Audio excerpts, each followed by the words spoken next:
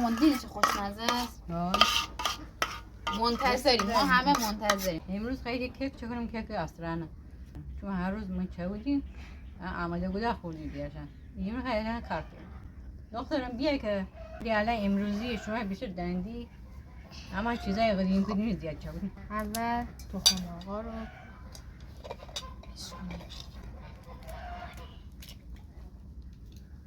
شکرم داخل تخم مرغ هم می‌ریزیم. وانیل هم بهش اضافه میکنیم که بوی بعد تخم مرغ از این ببره.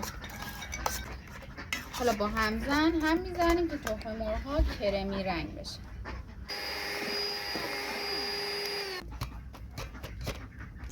به این غلظت که رسید، یه پیمانه شیر، 2/3 پیمانه روغن. قرار امروز کیک لبویی درست کنیم. لبو رو اضافه میکنیم، یه همه ریز با همزن میزنیم که لبو خوب مخلوط بشه. هر درک شده بیکینگ پودر رو بهش اضافه میکنیم، یه کمی هم دارچین هم میزنیم که با هم مخلوط بشن. آردم کم کم اضافه میکنیم. اینم از غلظت کیکمون. به این غلظت که رسید کافیه، خیلی هم نباید هم بخوره چون باعث میشه که کیکمون ترک بخوره.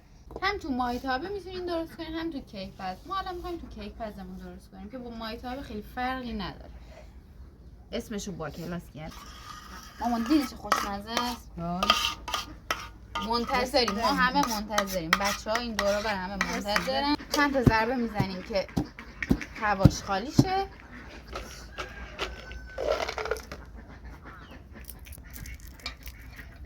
از کیک خوشمزه ما که آماده شد. بچه‌ها هم همه منتظرن که تا عصرونمون رو بخوریم. ما ببرید همه بچه‌ها بخوریم. عالیه. خوشمزه است؟ آره. بارسا چطوره؟ عالی. اکثرا بچه‌ها لبو دوست ندارن ولی اگه اینطوری درست کنیم حتما میخورن.